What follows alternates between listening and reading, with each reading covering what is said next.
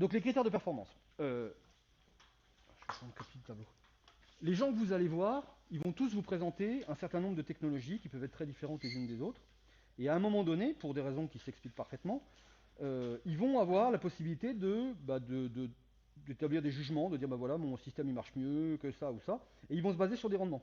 En fait, vous ne pouvez pas comparer deux solutions ou différentes solutions à un problème donné si vous n'avez pas un critère de choix. Et dans le domaine technologique, le critère de choix, c'est ce qu'on a appelé de façon générale un critère de performance. Alors on verra qu'il n'y a pas que le rendement, il y en a d'autres. Mais c'est quand même un des critères. Et du coup, évidemment, il faut savoir de quoi on parle. Et vous pouvez me croire d'expérience, le concept de rendement, il est beaucoup plus compliqué qu'il en a l'air. Et le nombre de projets industriels où tu te prends le bec avec le gars, parce qu'en fait, on parle juste pas de la même chose, on n'a pas défini le rendement de la même façon, et à la fin on tombe. Vous le définissez comment au bout d'un moment? Parce que ça fait un moment qu'on tombe pas sur. Ah bah oui, mais moi j'ai cette formule. Ah bah oui, mais forcément on parle pas du même truc. Donc je pense qu'il faut être assez clair là-dessus. Et même en cas de doute, dans le cas d'une discussion, il ne faut pas hésiter aussi à poser la question en disant attendez, stop, je suis désolé, je vous coupe 2 minutes, mais le rendement tel que vous me parlez, vous me vendez des chiffres là, ça correspond à quoi en pratique? Parce que, comme je vais le rappeler juste après, le rendement c'est quelque chose qui est subjectif. Il n'y a pas une seule définition pour une application donnée. Il y a plein de définitions différentes. Et du coup, il faut bien se mettre d'accord sur ce que c'est, sinon ça crée un gros nombre de mésententes. Et quand vous commencez à dimensionner financièrement des applications sans avoir les bons chiffres, ça commence à puer sérieusement. Donc, critères de performance. Le principal critère, effectivement, qu'on voit la plupart du temps, c'est ce qui correspond au rendement, ce qu'on appelle rendement. Donc, le rendement, en gros, c'est ce qu'on pourrait quantifier de façon générale d'un effet utile sur un effet nécessaire ou d'un effet utile sur un effet payé. C'est qu'est-ce que tu récupères, sur qu'est-ce que tu mets en jeu pour récupérer ça. D'accord? Donc, on va le noter comme ça, de façon générale. Effet utile sur effet payé. Alors il me semble que du point de vue étymologique, le mot rendement, le premier sens du mot, c'était dans le sens agricole. Ça désignait en fait le rapport de la quantité de céréales, par exemple, que tu produis à la quantité de grains que tu mets dans le sol. C'était vraiment lié à la partie agricole. Donc c'est vraiment ça, à la base. Qu'est-ce que tu récupères sur qu'est-ce que tu mets pour obtenir ça? Alors nous, évidemment, ce qui va nous intéresser, c'est plutôt le rendement énergétique. Et du coup, ce rendement énergétique, on va le définir comme la quantité d'énergie utile pour nous, et c'est là qu'il y a de la subjectivité, sur la quantité d'énergie qui est payée. Et là, pour le coup, il y a moins de subjectivité sur la partie payée. Il est subjectif, alors j'insiste là-dessus. Imaginez, vous avez une bagnole, pas une voiture. Bon. Vous mettez du carburant dans votre réservoir. À quoi est-ce que vous sert ce carburant? Quelle est l'énergie utile d'une voiture, fondamentalement? Initialement, c'est fait pour quoi? C'est fait pour se déplacer. Donc l'énergie utile, ça peut correspondre à quel type d'énergie? Du point de vue physique. Motrice, énergie mécanique. Tu vas te déplacer d'un endroit à un autre. Ça, c'est la première utilité. Mais il n'y a pas que ça comme utilité. Qu'est-ce qui se passe en hiver dans votre bagnole? Même en ce moment, hein. Il y a le chauffage. Ça aussi, c'est un effet utile. Donc ça veut dire que si je veux définir le rendement de ma voiture, il y a un premier effet utile qui est évidemment l'énergie mécanique. Ça, c'est ce qui représente la grande majorité évidemment de l'utilisation. Il y a le chauffage. Bon, qu'est-ce qu'on peut faire, qu'est-ce qu'il peut y avoir d'utile dans une bagnole? La radio, la musique, d'accord? Que vous écoutiez Rire et Chanson ou France Musique, voilà. Alors après, j'exclus évidemment les gars qui ont des mini-bars à l'intérieur, des trucs un peu exotiques comme ça. Les camions américains où ils ont des télés, ils ont des télés avec des formats, avec des écrans genre de 1,50 m au fond de la cabine. Enfin bon, alors, qu'est-ce qui est payé pour obtenir ça? Le pétrole, c'est l'énergie chimique, d'accord? C'est l'essence. Donc vous avez votre effet utile, mais qui est un effet essentiellement subjectif. Imaginez quelqu'un qui n'écoute jamais de radio ou jamais de musique en bagnole. Bon, ça représente très peu en termes de consommation, mais malgré tout, on peut très bien imaginer un cas où il n'y a pas ça. D'accord? Si vous vivez dans un pays où il fait très chaud tout le temps et que vous avez l'équivalent d'une décapotable ou une Méhari, vous savez ce que c'est qu'une Méhari ou pas? Ah, ça c'est la classe. Du coup, vous n'avez pas besoin du chauffage. D'accord? Et ça, c'est qu'un exemple avec une bagnole, mais il y a plein d'autres exemples qui existent. En fonction de l'utilisation que vous faites de votre système, les utilités ne sont pas les mêmes. Et une même machine n'aura pas les mêmes utilités en fonction de la personne qui l'utilise. Et c'est évident pour tout le monde qu'une bagnole, ça sert premièrement à se balader. Mais il y a d'autres applications, notamment en contexte industriel, où au bout d'un moment, tu te demandes quoi sert à quoi. Alors j'ai un exemple en tête, c'est pas directement énergétique, mais ça m'avait choqué. Il y a quelques semaines, j'avais fait une soutenance de fin d'études d'un étudiant qui avait bossé dans une boîte qui faisait de la méthanisation. Et du coup, ils avaient installé un méthaniseur sur un élevage laitier, une installation laitière. Alors, je ne sais pas si on peut appeler ça élevage. 600 vaches. Il y en a qui viennent de la campagne ou pas? Vous voyez en gros ce que c'est qu'une vache? en gros. Non mais, en milieu agricole, 600 vaches. J'ai raconté ça à mon père, je crois qu'il allait tomber de sa chaise. 600 vaches. En France, c'est beaucoup, on est d'accord, contexte français. Eh bien, le type, il a installé un méthaniseur et en fait, il méthanise les déchets des vaches. Parce qu'évidemment, les bousses de vache, c'est absolument top, ça se décompose super vite et tout. Tu te sens bien, hein, voilà, pas de problème, t'as pas besoin de forcer la décomposition.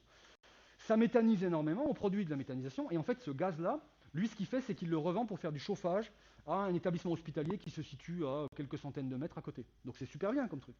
Mais il en est arrivé économiquement au fait que il dit, je pourrais presque balancer mon lait, je pourrais presque prendre le lait des vaches et le jeter par terre, ça reviendrait au même, parce que la rentabilité, elle est quasiment maintenant uniquement sur le prix du gaz. Donc initialement, si on reprend l'analogie, on avait une installation qui était destinée à faire du lait, alors c'est pas un usage énergétique, quoique, voilà. Le gamin le matin, tu lui donnes le lait, je te garantis qu'après, il y a l'énergie. Donc l'idée, c'était de produire du lait, et en fait, il s'est rendu compte qu'un usage qui était un usage secondaire, en fonction du contexte économique, est devenu un usage primaire. Alors le type est issu d'une grande famille de paysans, donc il ne va pas acheter son lait parce que ça lui ferait mal au cœur, mais un investisseur qui reprendrait ça, il dirait, bah écoute, moi je vais avoir des vaches, je vais installer 2000 vaches sur un terrain, et je vais les utiliser uniquement pour faire du biogaz. Et le lait, bah, à la limite, on s'en fout, on mettra une conduite, ça partira dans la rivière, surtout pas le faire, hein, ça pollue les rivières, c'est horrible. Et on a complètement inversé l'utilité, parce que le contexte économique a été dans ce sens-là. Vous voyez? Donc autant il y a des cas où c'est évident, où on se dit, bah oui, la majeure partie de l'énergie dans une bagnole, c'est pour l'énergie mécanique, autant il y a plein d'installations où en fonction du temps, du contexte et de l'utilisation, ce qui était une utilisation secondaire peut devenir une utilisation primaire. Vous voyez ce que je veux dire? Est-ce que vous avez déjà entendu le mot cogénération? J'en profite pour sortir le bingo des mots. Qui a déjà entendu ça? Ouais. Alors, cogénération. La cogénération, initialement, c'est quand vous augmentez les usages de votre, par exemple, de votre moteur. Vous imaginez que vous avez un moteur, vous avez une turbine. Un moteur, on sait tous que ça chauffe.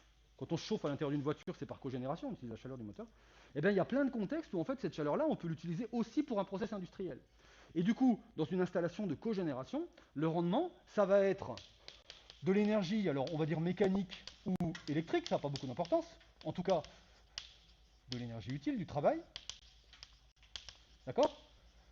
Plus de l'énergie thermique, parce qu'en fait la chaleur du pot d'échappement, on peut l'utiliser pour chauffer une partie d'un process industriel, on peut chauffer un bâtiment, on peut faire de l'eau chaude sanitaire, on peut faire ce genre de trucs. Plus chaleur. D'accord? Et ça, pour obtenir ça, ce que vous allez payer, c'est basiquement une énergie chimique, renouvelable ou pas. D'accord? Donc vous imaginez que vous avez un moteur, et en plus de produire de l'énergie sous forme de travail, vous produisez aussi l'énergie sous forme de chaleur que vous allez utiliser. Et bien évidemment, le rendement du moteur tout seul ou le rendement du moteur avec cogénération n'est pas le même. Vous avez augmenté le rendement dans le cas de la cogénération parce que vous avez augmenté les usages. D'accord? Donc à une machine donnée ne correspond pas nécessairement un rendement. Et cette utilisation, elle n'est pas forcément valable partout. Il y a plein de cas où les gens n'ont pas envie de faire de cogénération parce qu'ils n'ont pas l'intérêt économique, parce qu'ils ne veulent pas tirer les tuyaux, parce qu'ils ne connaissent pas. Et la même machine ne sera pas utilisée de la même façon. D'accord? Donc là, vous vous retrouvez avec ce qu'on peut appeler de l'énergie chimique. D'accord? Donc la cogénération, fondamentalement, c'est du travail plus de la chaleur. Donc dans la majeure partie du cas, c'est d'abord du travail, c'est d'abord un système qui était destiné à produire du travail, et on s'est rendu compte qu'on pouvait utiliser le chaud qui relâchait pour faire d'autres trucs, donc on a rajouté un deuxième usage. Et il existe certains cas, c'est moins fréquent mais ça peut arriver, où vous avez un système qui est censé produire de la chaleur, et vous vous dites, mais attendez, j'ai une grosse différence de température, je pourrais peut-être en faire du travail. Et dans ce cas-là, c'était d'abord la chaleur, et ensuite le travail. D'accord? Mais dans tous les cas, si vous entendez parler dans la suite de cogénération, c'est que vous avez un double usage, et automatiquement, le rendement, il n'est pas fait de la même façon. Dernier exemple là-dessus, la trigénération. Alors je vous rassure, la quadrigénération, ça n'existe pas. Faut pas que je sache, mais qu'est-ce que c'est que la trigénération? Eh bien, la trigénération, c'est quand vous produisez du travail, de la chaleur et du froid. Parce qu'il y a certaines installations où on peut aussi faire du frigo, on peut utiliser certaines ressources, parce qu'à un moment donné, on a du froid. Donc on peut arriver à faire du frigo avec ça. Et là, vous vous retrouvez avec de la trigénération. Donc la trigénération, en gros, c'est du travail, plus de la chaleur, chaleur au sens chauffage, plus du froid. Et ça, évidemment, quand vous définissez votre rendement, c'est toujours par rapport, typiquement, à une énergie chimique. Encore une fois, qui peut être renouvelable ou non, c'est un autre problème. Et évidemment, le système, le rendement de trigénération, il est encore plus gros, potentiellement, que ce que vous aviez à la base. Donc vous augmentez le rendement parce que vous changez les usages. D'accord? C'est pas encore ultra répandu, mais enfin ça existe. Si vous entendez le mot trigénération, soyez pas surpris, ça vient de là. Je reviens à mon rendement énergétique. Normalement, c'est la quantité d'énergie utile à la quantité d'énergie payée. Encore une fois, c'est subjectif, il n'y a pas de souci. Très souvent, on le fait de façon instantanée. On dit, ben moi, je vais prendre une image à ce moment-là. Je ne vais pas calculer sur une durée.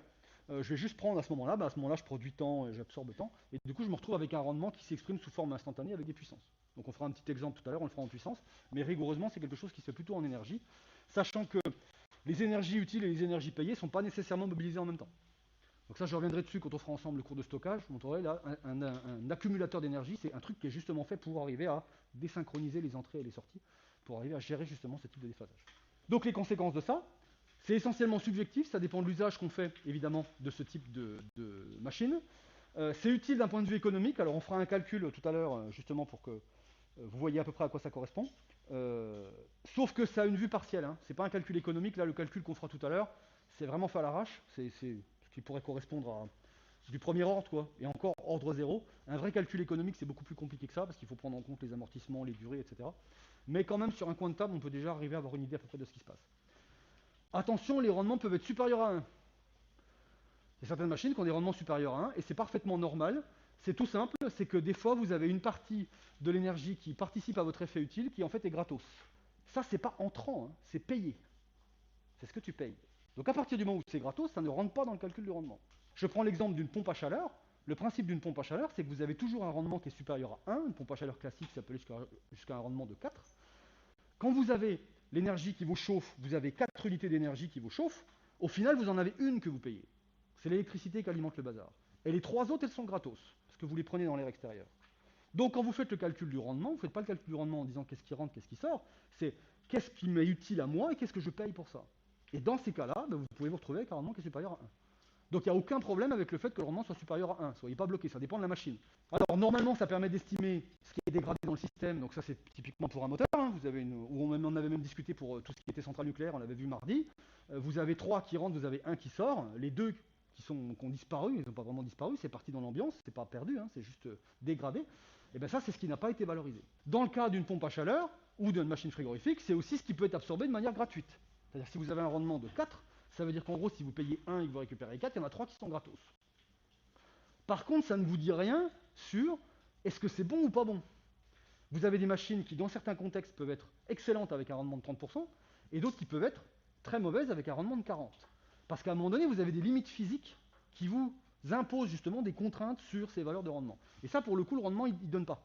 Il vous donne juste un chiffre brut. Et l'exemple souvent qu'on a, je pourrais faire un petit calcul très rapide tout à l'heure, le rendement des centrales nucléaires, c'est effectivement un tiers. Donc tu sais que tu as 3, tu récupères 1. Si tu n'y connais rien, tu te dis, mais attends, c'est mauvais. Enfin, je veux dire, on perd 2 par rapport à 3, là, il y a du boulot. Qu'est-ce qu'ils foutent, les gars? C'est n'importe quoi.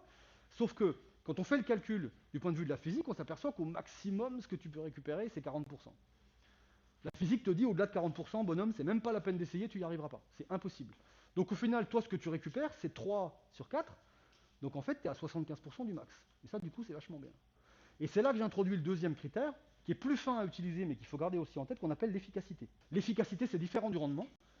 L'efficacité, c'est ce qui correspond à qu'est-ce que tu as, sur qu'est-ce que tu pourrais avoir dans le meilleur des cas. Ça te donne la marge par rapport à l'idéal.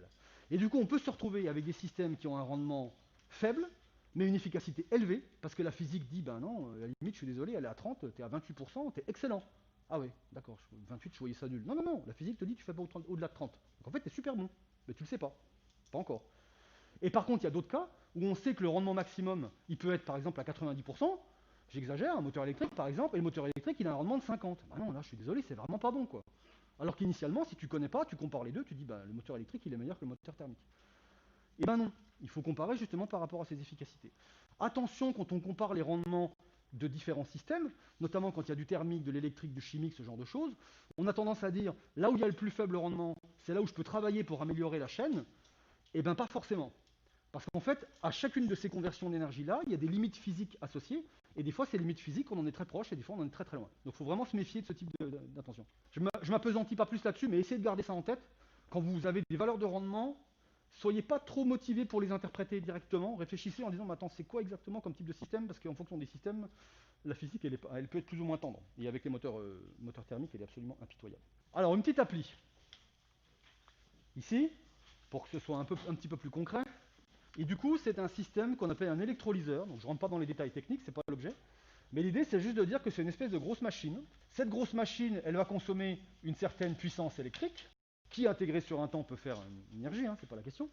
Et en retour de ça, ce qu'elle va faire, c'est qu'elle va aspirer de l'eau, et puis elle va produire de l'hydrogène. D'accord? Et puis elle va relâcher un petit peu d'oxygène au passage, mais ça, à la limite, on s'en fout un peu. Ce qui nous intéresse, nous, l'utilité, c'est l'hydrogène. Et donc, du coup, ils ont déjà commencé à commercialiser des électrolyseurs alcalins, donc c'est des techniques un peu anciennes, mais qui sont extrêmement robustes et performantes. Et ils annoncent sur leur site qu'on peut arriver à consommer 55 kWh d'énergie électrique par kilogramme d'hydrogène. 55 kWh par kilogramme de H2. Ce que vous produisez, c'est de l'hydrogène. Il va vous servir à quoi cet hydrogène fondamentalement? Transport, c'est pour refaire de l'élect pour du véhicule, pour le niveau industriel effectivement. Donc là, la plupart du temps, on va plutôt le brûler pour obtenir une certaine température. En tout cas, dans tous les cas, l'utilité énergétique de cet hydrogène, ça va être lié à l'énergie chimique qu'il contient. Donc du coup, le H2, son utilité, c'est son énergie chimique. Qu'est-ce qui représente physiquement l'énergie chimique? Alors j'en avais parlé, j'ai obligé de passer un peu vite parce que j'étais parti dans trop de digressions mardi dernier. Le paramètre qui permet d'exprimer l'énergie chimique qui est contenue dans un carburant, quel qu'il soit, c'est ce qu'on appelle le pouvoir calorifique. Et là, en l'occurrence, on va s'intéresser plutôt à de la mobilité, à du travail, donc on va dire que l'énergie chimique, c'est l'énergie qui est liée au pouvoir calorifique inférieur. Donc si vous avez vos transparents de la dernière fois, c'est très facile de retrouver la valeur de ce PCI. Et ce PCI, par définition, c'est la quantité d'énergie chimique qui est libérée si on brûle 1 kg de ce carburant-là. Donc, quelque part, c'est l'utilité d'1 kg. Alors, c'est l'énergie thermique, pour être plus précis, libérée par la combustion, par la consommation ou combustion, hein, ça n'a pas beaucoup d'importance dans ce contexte, de 1 kg de H2. Donc, c'est son utilité. Alors, combien vous avez pour le PCI du H2? À peu près 120. D'accord? Ça veut dire que le PCI du H2 nous dit que ce carburant-là, quand vous en brûlez 1 kg, il vous libère l'équivalent de 120 mégajoules d'énergie. Le PCI du H2, c'est 120 mégajoules par kilogramme. Alors maintenant, il y a deux solutions. Ou vous convertissez les 55 kWh en joules pour pouvoir faire la comparaison, ou alors vous convertissez les joules en kilowattheure, c'est vous qui voyez. Mais ce qu'on va définir ensuite, c'est que le rendement de notre électrolyseur, c'est l'énergie utile que je cherche, donc c'est l'énergie chimique qui est contenue dans 1 kg d'hydrogène, sur l'énergie électrique payée. Cette énergie utile, eh bien, du coup, on va considérer que c'est le PCI, et ça, c'est l'énergie électrique. Donc là, je note 100 points parce que c'est bien des kilowattheures. Et vous avez ici ce qui correspond à, on peut le mettre en kilowattheure par kilo. Alors rigoureusement, ce n'est pas un rendement, il faut que je rajoute une masse de 1. Vous avez 1 kg que vous multipliez par 120 mégajoules par kilo, donc ça vous fait 120 mégajoules, ça c'est ce que vous devez récupérer à la fin. Combien vous avez consommé ici en électrique pour obtenir ça? Alors, vous avez déjà des chiffres à me fournir ou pas? À peu près 60, c'est ça, hein? Ouais, effectivement. Tout simplement parce que 120 mégajoules, en fait, quand on le convertit en kilowattheure, on est aux alentours de 33, 33,33. Et quand vous divisez 33,3 par 50, vous avez un truc qui est aux alentours de 60% à peu près. Donc ça c'est bien joli, mais du coup c'est bon ou c'est pas bon? Et c'est là que les choses se compliquent en fait. Et là vous avez deux solutions. Première solution, vous avez ou une formation ou une expertise particulière en électrochimie, ce qui peut arriver, hein, personne n'est parfait, hein. Vous êtes capable du coup de déterminer quelle va être à peu près l'efficacité de ce type de système. Moi je n'ai pas fait, hein, il aurait fallu que je me replonge dedans, j'ai pas le temps. Ou alors, et c'est ce qui arrive pour la plupart des cas, et du coup il ne faut pas s'affoler, vous avez l'habitude de bosser dans ce genre de domaine, et du coup vous avez appris les ordres de grandeur des rendements qu'on peut espérer obtenir par une machine. Dans 90% des cas, c'est ça, et ça marche très bien, il n'y a pas de souci. Une fois que vous avez fait une ou deux affaires, un ou deux projets, des contrats sur ce genre de truc, au bout d'un moment tu finis par retenir les ordres de grandeur, de retenir naturellement les rendements, et tu sais qu'effectivement 60% c'est plutôt bon. C'est même carrément excellent, c'est pratiquement dans ce domaine-là ce qu'on peut faire de mieux. D'accord? Alors qu'a priori, quand on n'a pas ces connaissances-là, ni des connaissances empiriques qui sont dues à l'expérience, ni des connaissances, on va dire, techniques qui sont dues à une formation, bah, c'est difficile de trancher. D'accord? Donc les 60%, a priori, sont très bons. Alors malgré tout, ce qu'on a mis derrière, j'ai rajouté que, en imaginant que le rendement du système est de 80%, rendement maximum, en imaginant qu'on soit vraiment au top du top, et là on peut déterminer la valeur de l'efficacité. Donc l'efficacité telle que je vous l'ai donnée par rapport à notre rendement, donc ça c'est ce qui correspond à la question 2. On a notre rendement sur notre rendement max, Donc en gros, on est à 60% sur 80%. D'accord? 3 sur 4, ça nous fait 75% d'efficacité. Donc notre 60%, il n'est pas si mal, on est à 3/4 de la limite max. Alors attention, gardez ça aussi en tête, si possible. Les limites physiques ne sont pas toujours atteignables, hein. C'est-à-dire, je vous ai dit, la physique vous dit, vous ne pouvez pas atteindre plus de 80%, mais en fait, il y a quelqu'un qui va vous dire que la techno fait que tu ne peux pas atteindre, par exemple, tu ne peux pas dépasser les 65, parce qu'actuellement, on n'a pas les technos pour faire. Donc c'est deux limites différentes. Les limites technologiques, avec beaucoup de temps et beaucoup de pognon, on peut arriver progressivement à les passer. La limite physique, tu pourras attendre la fin des temps, ça ne marchera pas. Donc voilà. Donc c'est vraiment deux choses différentes. Ça ne veut pas dire qu'on peut atteindre les 80%. Par contre, ça veut dire que globalement, dans sa gamme, c'est plutôt, a priori, un bon système. Alors, un petit calcul économique. Alors là, c'est du calcul économique façon ingénieur, hein. C'est fait un peu n'importe comment, mais bon, on fait avec les outils qu'on a. Non, non, après, il y a d'autres calculs économiques. Je ne vais pas rentrer là-dedans, c'est pas l'objectif, puis ça mettrait beaucoup plus de temps. Mais c'est juste, encore une fois, une espèce de calcul d'ordre zéro pour savoir un peu ce qui se passe. Donc du coup, question, à partir de là, à quel prix est-ce que je dois vendre mon hydrogène pour que mon installation soit rentable, en imaginant que je paye mon électricité à 40 euros du mégawattheure. Évidemment, on ne prend pas en compte le coût d'achat de la bécane, qui va vous coûter une blinde. Le coût d'installation, gardez ça en tête, quand vous voulez faire installer une machine, vous doublez le prix à la grosse. Hein. Tu achètes une bécane, rien que le prix d'install, ça coûte le prix de la bécane, à peu près. Transport, installation, raccordement, mise au point, démarrage et tout le truc, tu peux quasiment doubler le prix. Ça marche pour beaucoup, beaucoup de systèmes. Hein. Donc, il faut bien garder ça en tête.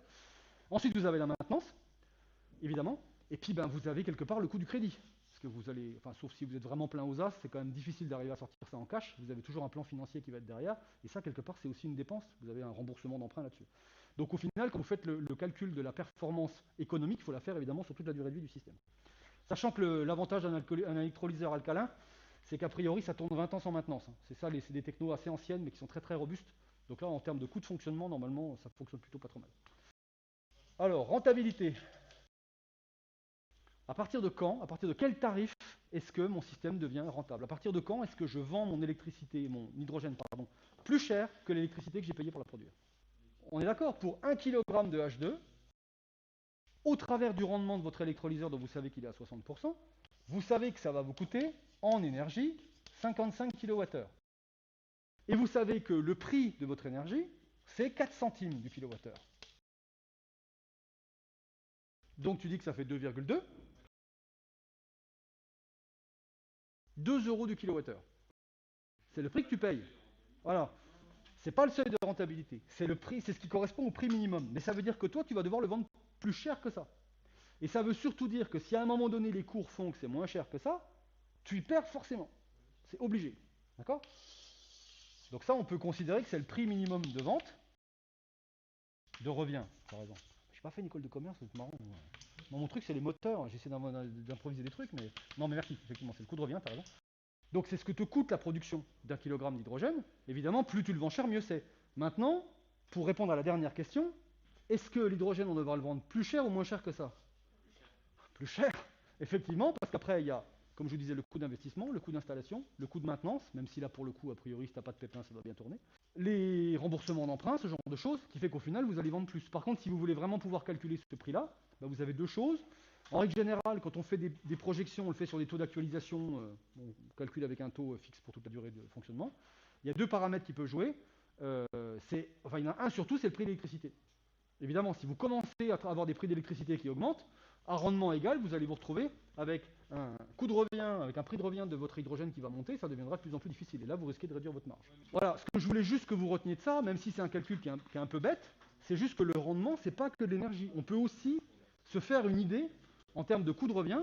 Ça, c'est typiquement un résultat, comment est-ce qu'on pourrait dire, qui vous permet de détecter si vous êtes dans une situation qui est absurde ou pas. En fait, vous savez pas exactement quel sera le prix. Par contre, vous savez que si c'est en dessous de ce prix-là, c'est impossible que ce soit rentable. En gros, c'est ça que ça veut dire. Et même du point de vue ingénierie, il y a plein de chiffres comme ça qu'on calcule. On sait qu'on a des rendements, on sait qu'on les atteindra pas. Mais on sait que si dans notre calcul on tombe au-dessus de ça, c'est que forcément on s'est planté. C'est une espèce de frontière qui te dit, oh là là, je sais pas où tu te trouves, mais si tu es là, c'est sûr que c'est pas bon. Voilà. Ah, du kilogramme. Oui, tu as raison. Merci. 2 euros du kilogramme d'hydrogène. Je reprends mes explications, j'en ai plus pour très longtemps, mais il y a quand même un ou deux critères que je voudrais aborder. dont un qui est assez fondamental, dont on parle beaucoup, donc il faut vraiment que vous en ayez entendu parler au moins une fois. Donc là, on va rentrer dans des critères qui n'ont pas exactement la même signification, critères de performance, qui sont aussi extrêmement intéressants, mais qui ont le gros inconvénient d'être très très difficiles à calculer, en fait. Parce que ça va mettre en balance, ça va faire appel à un concept, alors j'en ai pas eu le temps d'en parler mardi dernier, mais je vais en parler en quelques minutes, ce qu'on appelle l'énergie grise. Est-ce que vous avez déjà entendu parler de ça? L'énergie grise, c'est l'énergie qui est nécessaire pour produire quelque chose, pour produire un objet. D'accord? Donc ça va nécessiter par exemple l'extraction d'un certain nombre de matériaux, le traitement, le transport, la transformation, la commercialisation, le salaire des mecs qui conduisent les camions, etc. etc. D'accord? Bon, le salaire, le plein qu'on met dans les camions. Et donc du coup, à chaque fois que vous avez un objet devant vous, cet objet-là, il a nécessité une certaine quantité d'énergie pour être produit. Toujours. Et cette quantité d'énergie-là, qu'en fait on ne voit pas, parce qu'on l'appelle l'énergie grise. Par exemple, dans le domaine du bâtiment, ils sont très très en avance là-dessus. Si vous vous intéressez aux énergies grises dans le domaine du bâtiment, il y a des tables entières où tu sais que la laine de verre s'étend, le béton s'étend, le cyporex s'étend, enfin bon, ça a vraiment été fait. Il y a des domaines où on connaît beaucoup moins bien, donc ça dépend vraiment du secteur. Le secteur du bâtiment est très en pointe là-dessus, ils ont beaucoup de choses là-dessus. Et du coup, ça c'est vraiment ce qui correspond à l'énergie qui a été nécessaire pour juste disposer de l'objet, avant même qu'il vous soit utile. D'accord? Et le concept là que je vous propose, que je vous présente, c'est le temps. Alors attention, c'est un temps de retour énergétique, parce qu'après il y aura un taux de retour énergétique. Donc là, c'est le temps. Donc c'est une durée. Et en fait, c'est en quelque sorte la durée que le système met pour rembourser sa dette énergétique. C'est-à-dire que vous avez un panneau solaire, je vous donnerai l'exemple avec le panneau solaire parce que c'est pareil, c'est un domaine où les choses sont bien documentées, les gens ont vraiment bossé dessus. Pour pouvoir disposer d'un panneau solaire actuellement, la plupart du temps, pour des raisons de prix, vous achetez un panneau solaire qui a été fabriqué en Chine, donc qui a nécessité l'extraction d'un certain nombre de minéraux, parfois des terres rares, c'est pas là qu'il y en a le plus, mais il y en a quand même quelques-unes, qui a nécessité d'être transformé, industrialisé, transporté par bateau, enfin bon, il y a tout un truc. Et du coup, à partir du moment où vous installez votre panneau sur votre maison ou n'importe quelle centrale et que vous vous connectez sur le réseau, là, vous avez quelque part une dette à payer. Ça n'a pas été gratos, cette énergie-là, c'était pas une énergie qui était négligeable. Et du coup, l'idée, c'est de dire, pendant la durée de vie de mon système, de combien est-ce que je vais arriver à rembourser ma dette, en quelque sorte. Et du coup, on peut considérer qu'un système il est plus performant à partir du moment où, par rapport à sa durée de vie, il a un temps de retour énergétique qui est intéressant. On verra pour les panneaux solaires, ça a été un grand débat pendant très longtemps, c'est encore un débat, parce que en fait, les énergies grises, c'est affreusement compliqué à calculer. C'est très très très compliqué. Parce que ça veut dire qu'il faut que vous preniez absolument tout en compte, y compris l'essence dans le réservoir du mec qui vient vous brancher. Enfin, vous voyez, tout doit être pris en compte. C'est vraiment très très complexe. Exactement. Alors c'est lié à ça. Le ROI, il viendra après, mais c'est exactement ça. Du coup, c'est très difficile à calculer. Et du coup, il y a de vastes débats. Et c'est là, c'est le problème, c'est que dès que vous commencez à avoir du flou, vous commencez à avoir du débat. Et du coup, il y a des gens qui sont, alors en gros, plus ou moins pour, plus ou moins contre le solaire. J'aime pas trop ce genre de positionnement, mais en gros, c'est ça.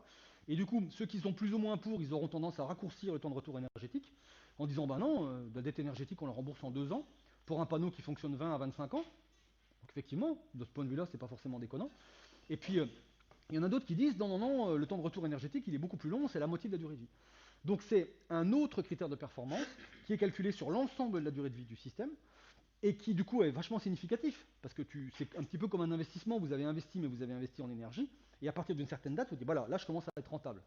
Vous imaginez que vous avez par exemple investi pour un système, vous pouvez imaginer que c'est de l'argent, vous allez rembourser votre dette et une fois que votre dette elle est remboursée, là vous commencez véritablement à produire. Et ben, le temps de retour énergétique, c'est exactement ça. Et ce qui est intéressant aussi, c'est que ça vous fait la même chose, mais en carbone. D'accord? Vous pouvez très bien imaginer que votre énergie grise ici, vous l'associez à un contenu carbone. Donc évidemment, en fonction de l'endroit où vous avez fait fabriquer votre truc, le contenu carbone peut être plus ou moins lourd. Et puis la puissance produite, elle, qui peut par exemple être une puissance électrique, vous allez aussi l'associer à un crédit carbone. Et du coup, vous pouvez vous retrouver avec un calcul similaire qui dit ma dette carbone, je l'ai remboursée en tant de temps. Et cette dette carbone, elle peut être calculée par rapport à ce temps de retour énergétique. Vous avez aussi, je suis pas revenu dessus parce que ça pour le coup c'est très financier, mais vous avez le temps de retour sur investissement. Je pense qu'un certain nombre d'entre vous savent déjà ce que c'est, probablement mieux que moi. C'est le temps au bout duquel votre système commence à devenir rentable. Où là vous commencez véritablement à produire quelque chose. Donc c'est vraiment cette idée-là. C'est très intéressant pour 2 raisons. Vous avez à la fois le concept d'énergie grise qui prend en compte des informations qu'on n'a pas par ailleurs, parce que si vous prenez un rendement, je prends le rendement de mon électrolyseur de tout à l'heure qui était dessiné là, bah vous savez ce qui rentre, vous savez ce qui sort, mais vous n'avez aucune idée de l'énergie qui a été mobilisée pour mettre en place, pour arriver à créer et juste avoir cet électrolyseur devant vous et pouvoir le brancher. Donc ça, quelque part, c'est une information supplémentaire. Par contre, la grosse difficulté, évidemment, c'est d'arriver à estimer cette énergie grise, et là, pour le coup, il y a du boulot. Alors, il y a une première approche qui se base uniquement sur les matériaux, Parce qu'en fait, les matériaux en eux-mêmes, on sait à peu près, en fonction de la filière de production, vous savez qu'un kilogramme d'acier, ça fait tant, un kilogramme de plastique, ça fait tant. Donc vous avez une première approche qui est de dire, bah, moi, mon électrolyseur, il va peser une tonne, il y a tant de pourcents d'acier, tant de pourcents de cuivre, tant de pourcents de ceci, cela. Je fais ma grosse recette avec mon tableau Excel, je sais combien j'ai d'énergie, j'ai déjà une première idée de cette énergie grise. Évidemment, ça ne vous donne pas forcément tout, parce que le système en lui-même, une fois qu'il est constitué, il faut arriver à le déplacer, il faut l'empacter, il faut l'installer, donc il y a une énergie supplémentaire, mais ça vous donnera quand même une info. Et du coup, c'est intéressant, mais en même temps, c'est assez difficile à calculer. Et donc, du coup, un petit exemple. Ça, c'est un truc qui avait été fait, donc c'est une cartographie pour tout ce qui est. Alors, c'est du silicium multicristallin, donc c'est une techno de PV solaire. Je connais rien au PV, hein, donc vous aurez un prof qui va vous parler de ça, je ne vais pas aller plus loin que ça. Je sais juste que c'est une des technos. Et ce qui est intéressant, c'est qu'en fait, ils ont comparé donc ce temps de retour sur investissement que vous voyez ici. Donc c'est le Energy Payback Time, donc c'est le temps de remboursement énergétique, on va dire, par rapport à l'ensoleillement. Donc ça a été produit par, je crois que c'est le Fraunhofer Institute, donc c'est en Allemagne. Oui, c'est ça, Fraunhofer. Et du coup, ils ont fait une cartographie en Europe. Si j'installe un panneau solaire, je ne sais plus de quand ça date, mais c'est pas si vieux que ça, 2014. Combien de temps je vais mettre pour arriver à rembourser la dette énergétique? Alors attention, c'est la dette énergétique, c'est pas le temps de rentabilisation. Ça, c'est physique. Vous voyez bien que vous avez un gradient ici qui est quelque chose de progressif. Il n'y a pas de différence notable à la frontière. Je prends par exemple la frontière franco-allemande, il n'y a pas de grosse différence. Évidemment, si vous le calculez en argent, étant donné que le prix de rachat de l'électricité là-bas est beaucoup plus important que chez nous, bah, automatiquement, vous devriez avoir une frontière assez nette. Donc là, ça reste énergétique, c'est physique. D'accord? Et du coup, on voit que, en gros, quand on est dans le sud de l'Espagne, là où on a quand même une irradiation qui est extrêmement élevée, on a beaucoup d'énergie solaire qui tombe, on se retrouve à pouvoir rembourser la dette énergétique en à peu près un an. Vous installez vos panneaux et vous savez qu'au bout d'un an, en gros, vous avez déjà produit plus que ce que vous aviez en énergie grise. Donc là, vous commencez vraiment à être, on va dire, positif. Par contre, si vous faites la même chose dans des endroits où il y a beaucoup moins de soleil, ça va mettre plus longtemps, mais en même temps, moi, 2 ans, même si on imagine qu'on est un peu plus de 2 ans, sachant que des panneaux solaires, normalement, ça tient 20 ans, ça me paraît pas complètement déconnant, quoi. D'accord? Mais ça, évidemment, c'est énergétique. Ça vous donne un indice, ça vous donne des informations utiles, mais c'est pas là-dessus que vous allez vous baser pour votre investissement. Là-dessus, là où vous allez vous baser, c'est plutôt combien ça m'a coûté. Donc c'est une énergie grise en quelque sorte, on peut même carrément le faire avec juste le coût d'investissement, et combien ça va me rapporter, donc là c'est un temps de retour sur investissement par rapport au prix auquel je vais le relever, le revendre. Donc ça c'est une application d'une simplicité biblique, c'est juste plutôt pour que vous ayez les ordres de grandeur, c'est là que c'est intéressant. Alors là je l'ai pris pour du monocristallin. Donc le monocristallin, a priori, ce que j'ai trouvé en termes de chiffres pour l'énergie grise, qui est évidemment rapporté à la surface de panneau, hein, c'est qu'en gros, à chaque fois que vous avez 1 mètre carré de panneau, vous avez une dette énergétique de 1320 kWh. 1320 kWh par mètre carré de panneau. Je ne l'ai pas forcément précisé là-dessus, mais le chiffre là, normalement, il tient compte du recyclage. C'est fabrication, transport, installation, recyclage. Quand on fait le calcul d'énergie grise, on le fait pour l'ensemble du process, comme on dit, de la carrière à la tombe. Sauf qu'il faut pouvoir disposer de toutes les infos. Et c'est là que c'est compliqué. Parce que quand on est dans une filière relativement récente et que ça fait pas très longtemps qu'on recycle, on n'a pas toutes les infos pour être sûr de ça. Et donc si on imagine qu'on a une production électrique annuelle qui est de l'ordre de 900 kWh par an, donc c'est une puissance, hein, puisque c'est une énergie par unité de temps, avec une production d'élec, alors 900 kWh par an, j'ai pas été très gourmand, hein, je crois que j'ai dû viser la maison, parce que c'est quasiment vers chez moi. 900, ouais. Oh non, même, c'est plus au nord. Oh là là, il n'y a rien, 900. Oh misère, c'est chez le Père Noël. Ah non, mais j'ai visé bas, là. Et du coup, on se retrouve avec une énergie à rembourser, une dette énergétique qui est de 1320 kWh par mètre carré de panneau. Alors là, c'est l'énergie grise. Donc c'est juste une énergie que tu as rapportée à la surface de panneau. Et ensuite, pour obtenir un temps, ce qu'on fait, c'est qu'on divise par une puissance. Et la puissance, ça va être 900 kWh par mètre carré et par an. Et comme celui-ci se retrouve au dénominateur, évidemment, tu te retrouves avec une année ici. Et quand vous faites le calcul, ça va vous donner 1,45. Quelque chose comme 1 an et 5 mois ou un truc comme ça. Et puis je voudrais du coup pouvoir parler de ce fameux ROI. Alors là, pour le coup, ça s'applique plus, il faut plus le penser en termes de ressources énergétiques qu'en termes de système. Là, c'est plutôt des filières qu'on compare les unes avec les autres. Et du coup, à partir du moment où on parle de filières, où on parle d'infrastructures, en termes de conséquences sur la société, c'est beaucoup plus large que ça. Donc je reviens un peu dessus, c'est un petit peu ce que j'avais dit, mais bon. Vos ressources énergétiques, quelles qu'elles soient, elles ne sont jamais mises à disposition gratuitement. il y a toujours une énergie qui peut être nécessaire pour mettre ça en place. Donc évidemment, si on parle de ce qui est alors non renouvelable, non renouvelable, voilà, en gros, on va mettre le fossile et le minéral, on doit les extraire, on doit les traiter, et à chacune de ces chaînes de traitement correspond évidemment une consommation énergétique. Évidemment, les machines et les installations utilisées pour valoriser cette ressource-là, elles consomment aussi de l'énergie pour être mises en place, donc ça c'est assez logique, et ça pour le coup, c'est pas seulement du fossile. De l'éolien, le vent il est dispo gratos, ça je suis d'accord, par contre la machine qui va valoriser le vent, elle n'est pas dispo de façon gratuite, il faut la fabriquer, il faut la transporter, en théorie il faut la recycler, etc. Toutes ces machines-là, évidemment, nécessitent des gens pour être pilotées. Alors un peu moins pour une éolienne, parce qu'a priori elle se débrouille à peu près toute seule. Si un jour vous avez la chance de visiter une centrale nucléaire, et je vous le souhaite parce que c'est hyper instructif, le nombre de gens qui font tourner ce type de boutique, mais c'est impressionnant. C'est impressionnant. Il y a des mondes partout, c'est une complexité incroyable. Et évidemment, tout ça, ça fait appel aussi, quelque part, à de grandes quantités d'énergie. Tous ces gens-là, ils doivent venir bosser le matin, ils viennent pas tous en vélo. Bon, vous avez tout un paquet de contraintes derrière. Et du coup, toutes ces énergies-là, qui correspondent d'une certaine manière à l'énergie grise, mais il faut vraiment plutôt penser en termes de ressources à un instant donné qu'en termes d'énergie sur une durée, c'est ce qu'on appelle l'énergie dépensée. C'est l'énergie qui est dépensée pour mettre à disposition la ressource. Donc en gros, pour que vous ayez 1 kWh d'électricité produit à partir de n'importe quelle ressource, c'est pas gratos, il y a eu quelques watts-heures que vous avez dû dépenser pour mettre ça à disposition. Vous voyez ce que je veux dire? Et du coup, à partir de là, on définit ce qu'on appelle en français le TRE, donc le taux TAUX de retour énergétique, qu'on appelle ERO EI. Alors normalement, on dit souvent EROI, parce que c'est plus simple, mais en fait c'est EROEI, bon ça n'a pas beaucoup d'importance. Donc c'est l'Energy Return on Energy Invest, donc qu'est-ce que je récupère sur qu'est-ce que j'ai donné, mais ça c'est sur la durée de vie complète, c'est sur l'utilisation complète de la ressource. Et du coup, vous avez l'énergie produite par cette ressource, et vous avez l'énergie dépensée par cette ressource. D'accord? Donc ça, en quelque sorte, on pourrait dire, pour faire une analogie peut-être un petit peu foireuse, mais c'est pas grave, vous m'excuserez, ça c'est ce qui correspond au chiffre d'affaires, et ça c'est ce qui correspond à ce que vous avez comme investissement. Mais en fait, le bénéfice, il est là. Le bénéfice réel que vous avez à la fin, c'est ce que vous arrivez vraiment à produire en net. C'est-à-dire, c'est votre production moins ce que je vais appeler dans la suite l'autoconsommation. Qu'est-ce qui a été consommé pour que cette production soit mise à disposition? D'accord? Donc c'est toute l'énergie qui est nécessaire pour faire fonctionner la filière nucléaire, c'est toute l'énergie qui est nécessaire pour faire fonctionner la filière pétrolière, d'accord? Ça c'est l'énergie nette. Et cette énergie nette, du coup, quand je veux la relier au taux de retour énergétique, j'ai une formule, ça qui n'est pas particulièrement compliquée, mais là où ça devient vraiment intéressant,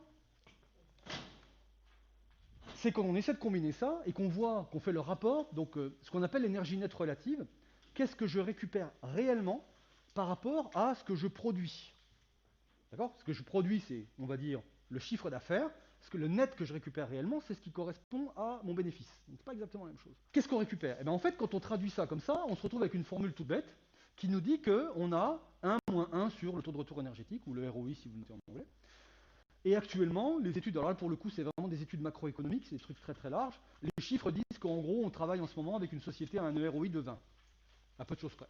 C'est-à-dire que, en gros, à chaque fois qu'on a 20 ressources énergétiques qui nous arrivent dessus, quelle que soit la ressource qu'on consomme, on en a à peu près consommé une pour obtenir ça. Ce qui signifie qu'en autoconsommation, on autoconsomme à peu près 5%. D'accord? Quand je travaille comme ça avec l'énergie nette sur l'énergie produite, je suis aux alentours de 95%. Donc c'est pas mal. J'ai beaucoup de bénéfices par rapport à ce que je produis. Sauf que c'est de moins en moins valable parce qu'en fait, évidemment, pour des raisons qui sont assez simples à comprendre, quand tu commences à exploiter une ressource, tu prends là où c'est le plus simple, c'est le plus facile. Et au fur et à mesure que là où c'est le plus facile, c'est vide, tu vas de plus en plus vers des ressources et c'est de plus en plus compliqué. Et ça, physiquement, ça se traduit par un EROI qui va chuter. Et si cet EROI chute, eh bien en fait, l'énergie nette sur l'énergie produite, ça va chuter aussi. Donc j'ai quelques exemples historiques qui sont très bien documentés parce que c'est le pétrole, en grande partie du pétrole. Donc vous avez l'hydro qui est au-dessus. Bon, évidemment, là, l'hydro, c'est un peu la fête à la saucisse. Hein, regarde-moi ça. Pour 100 que tu produis, tu en as un que tu consommes. Là, tu peux y aller très très bien sur la durée de vie, il n'y a pas de souci. Et puis ensuite, vous avez le charbon. Alors ça, c'est un vrai problème. Le charbon, c'est excellent. Et c'est un peu des raisons pour lesquelles on est dans la merde dans quelques endroits. Et ce qui est surtout intéressant, regardez, c'est la tronche des importations de pétrole. Alors ça, c'est typiquement américain, mais c'est quand même vachement bien. Au tout début, les premières importations de pétrole qu'on avait, je ne sais pas si on a du pétrole plus ancien, normalement, les tout premiers pétroles qu'on avait à la fin du 18e siècle, du 19e siècle, pardon, ils étaient aux alentours de 80. Et au tout début, ils avaient des EROI énormes. Donc c'était vraiment, on produisait ce qu'on voulait. Le pétrole de la mer Noire, c'est pareil, ça produisait, de la mer du Nord, ça produisait, c'était impeccable. Et puis au fur et à mesure qu'on a commencé à épuiser ces ressources, on a commencé à taper dans des ressources qui étaient de plus en plus énergivores à produire. D'accord? Jusqu'à ce qu'on arrive à des trucs absolument horribles. Les tar sands, vous voyez ce que c'est ça? Oui, les sables bitumineux. Ouais. Donc tapez ça, tar sands, sur Google Images, et préparez-vous à vous taper une déprime. C'est du pétrole qu'on gratte en fait en surface, donc on prend du bulldozer, on gratte la couche du dessus, et puis on purifie ça. Donc il faut prendre la terre, il faut la passer dans des réacteurs, et il faut la purifier pour arriver à extraire le pétrole. Et du coup, c'est tellement énergivore d'arriver à extraire ce pétrole-là qu'on se retrouve avec un EROI qui est extrêmement faible. Donc le ROI, je crois qu'il est tout juste, il a 1, et des brouettes, il est quasiment autour de 2. Je crois qu'il est autour de 2 dans ces cas-là. Donc ça veut dire que pour obtenir 2 unités d'énergie, vous en consommez une. Donc en fait, votre énergie nette relative, c'est 50%. Vous avez 50% d'autoconsommation par rapport à ce que vous récupérez à la fin. Ça, c'est les pétroles de schiste. L'éthanol de la canne à sucre dont je parlais hier, vous voyez, il est aux alentours de 3 et des brouettes, donc ça reste quand même relativement faible. Ça, c'est les ressources nouvelles, on va dire. Ça, c'est les ressources anciennes et ça, c'est les ressources nouvelles. Et là, on a un vrai problème. Parce que ça veut dire que, indépendamment du nombre de kilowattheures qu'on va pouvoir exploiter chaque année en sortant de telle ou telle ressource, chacun de ces kilowattheures va nous coûter de plus en plus cher en extraction. Jusqu'à ce qu'on arrive à un point où, en fait, c'est plus rentable, c'est même absurde. Je vous en ai parlé un petit peu hier, alors je ne sais pas s'il y a... Voilà, éthanol corn. L'éthanol corn, il est quasiment à 1, voire il y a des calculs qui disent qu'il est en dessous de 1. Donc en fait, il coûte plus cher à extraire que ce qu'on récupère à la fin. Et du coup, on se retrouve avec des ressources qui sont de plus en plus difficiles à extraire. Et ça, évidemment, ça peut avoir des conséquences énormes sur la suite. Parce que ça veut dire qu'en termes d'investissement, à un moment donné, on va dire, moi, je n'investis plus. Je ne vais pas mettre mon pognon dans une ressource, sachant qu'à la fin, je vais quasiment plus rien récupérer. Enfin, ça n'a pas de sens. Donc ça, c'est un vrai problème. Et il y a pas mal de gens. Alors, il y a des études économiques. Alors, je reviendrai dessus parce que ça, c'est juste après. Je voulais monter celui-là. Voilà. Donc ça, c'est le graphe qui vous met l'énergie nette relative en fonction du taux de retour énergétique. Et en fait, il y a des études qui ont montré que en dessous de 6 à 7, une société n'est plus viable. En gros, on peut se retrouver avec de très très gros problèmes à l'échelle d'une société entière à partir du moment où nos ressources énergétiques se retrouvent avec un EROI qui est inférieur à 7. Alors, c'est pas encore clair, évidemment, hein, parce qu'il y a beaucoup de calculs prospectifs là-dedans. Mais entre 6 et 7, ça commence à craindre très très sérieusement. D'accord? Parce qu'on se retrouve à dépenser énormément d'énergie. Vous voyez, j'ai fait le calcul avec 5. Avec 5, j'ai une énergie nette disponible relative qui est à 80%. Donc je dépense 20% de toutes les ressources que je récupère juste pour les extraire. Et là, évidemment, ça pose problème. Ça peut poser des problèmes économiques, ça peut poser tout un tas d'autres problèmes. Donc c'est un critère qui est extrêmement important. Et donc j'ai repris des valeurs que j'ai trouvées sur Wikipédia, je crois. D'ailleurs, je ne suis pas allé très très loin. Je n'ai pas forcément fouillé sur des trucs hyper pointus. Mais ce qui était intéressant, c'était les plages de valeurs. Et on retombe exactement sur le même problème qu'on avait avec l'énergie grise. Regardez-moi ce bazar. L'hydroélectrique, en gros, c'est entre 50 et 200. Donc t'imagines, tu as besoin d'un chiffre pour faire un calcul et on te dit, bon, c'est entre 50 et 200. Attends, tu te fous de moi, mais qu'est-ce que tu veux que je fasse de ça? Une marge d'erreur comme ça, c'est inexploitable. Bah, c'est ce qu'on a. Alors le nucléaire, le nucléaire, c'est rigolo aussi. Et du coup, quand tu fais le calcul en nucléaire, bah, y a des gens qui disent le nucléaire, c'est à 5. Donc si on met une barrière à 6 ou 7, c'est pas viable. Et il y a des gens qui disent, oh non, non, non, moi j'ai fait le calcul, pas du tout. Je suis à 80. Entre 80 et 5, à un moment donné, il faudra choisir, quoi. Et du coup, il y en a quelques-uns, c'est relativement restreint. Le gaz nat, a priori, les gens sont à peu près d'accord pour dire que c'est quand même assez faible. Le photovoltaïque, la biomasse, bon, on voit à peu près ce que ça donne. Et donc, du coup, c'est le même problème qu'on a avec les énergies grises. C'est qu'à un moment donné, on peut être amené à prendre des décisions par rapport à un niveau d'incertitude. Comment tu te positionnes par rapport à ça? Moi, je ne sais pas. Moi, on me donne un résultat comme ça, pour moi, c'est inexploitable. Je dis, mais vous êtes sûr que vous avez... Ah non, non, on ne peut pas avoir mieux. Ah bah oui, mais moi, je peux rien décider avec ça.